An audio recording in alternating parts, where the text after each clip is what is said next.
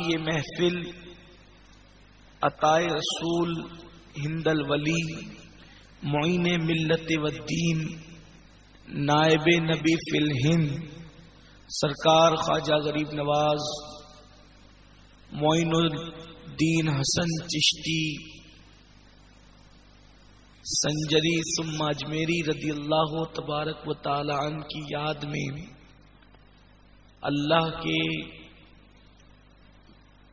کئی برگزیدہ بندوں کے قدموں میں منعقد کی گئی ہے۔ اللہ تبارک و تعالی میری اور آپ سب کی حاضری کو شرف قبولیت عطا فرمائے۔ عطائے رسول ہند الولی سرکار غریب نواز رضی اللہ تعالیٰ عنہ وہ بزرگ اور وہ ولی ہیں کہ تاریخ اسلام میں جتنے لوگ آپ کے ہاتھ پر مسلمان ہوئے ہیں اتنے لوگ کسی ولی کے ہاتھ پر مسلمان نہیں ہوئے۔ یہ حضور غریب نواز کی خصوصیت ہے۔ ہندوستان کے مورخین سے لے کر بد عقیدہ مصنفین تک سب اس بات پر متفق ہیں کہ سرکار غریب نواز رضی اللہ تعالیٰ عنہ کے ہاتھ پر 90 لاکھ لوگوں نے ایمان کی دولت حاصل کی ہے۔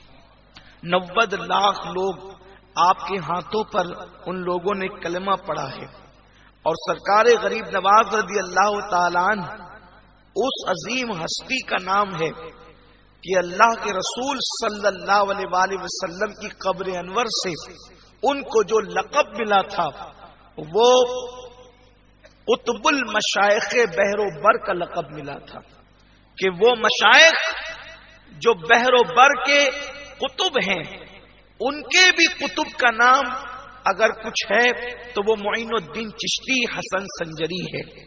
یہ سرکار غریب نواز رضی اللہ تبارک و تعالیٰ کی شان ہے۔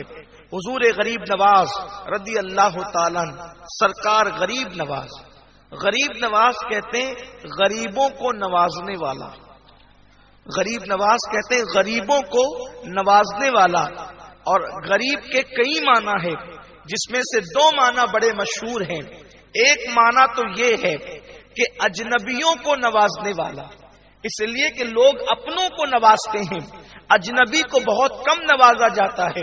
تو غریب کا ایک معنی اجنبی بھی ہے، جیسے اقبال کا شعر ہے، غربت میں ہو اگر ہم رہتا ہے دل وطن میں، تو یہاں وطن کے مقابلے میں غربت استعمال ہے۔ امام اہل سنت کا بھی ایک شعر ہے کہ صبح وطن پہ شام غریباں کو دو شرف، یہاں بھی جو ہے صبح وطن اور شام غریباں دونوں ایک دوسرے کی ضد بیان کی گئی ہے۔ تو غریب کا ایک معنی اجنبی بھی ہے۔ اب غریب کا یہ جو پہلا معنی اجنبی لیا جاتا ہے کہ غریب نواز یعنی اجنبیوں کو نوازنے والے، تو چونکہ ہندوستان ملک جو ہے غریب نواز کے لیے اجنبی تھا، یہاں کے رہنے والے بھی اجنبی تھے، اور غریب نواز آئے اور ان کو نوازا کس چیز سے؟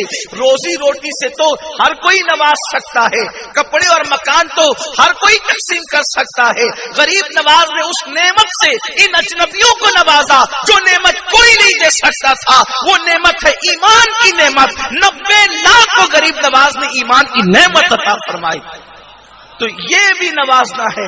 اور جو ایمان کی نعمت دے سکتا ہے پھر وہ کون سی نعمت نہیں دے سکتا؟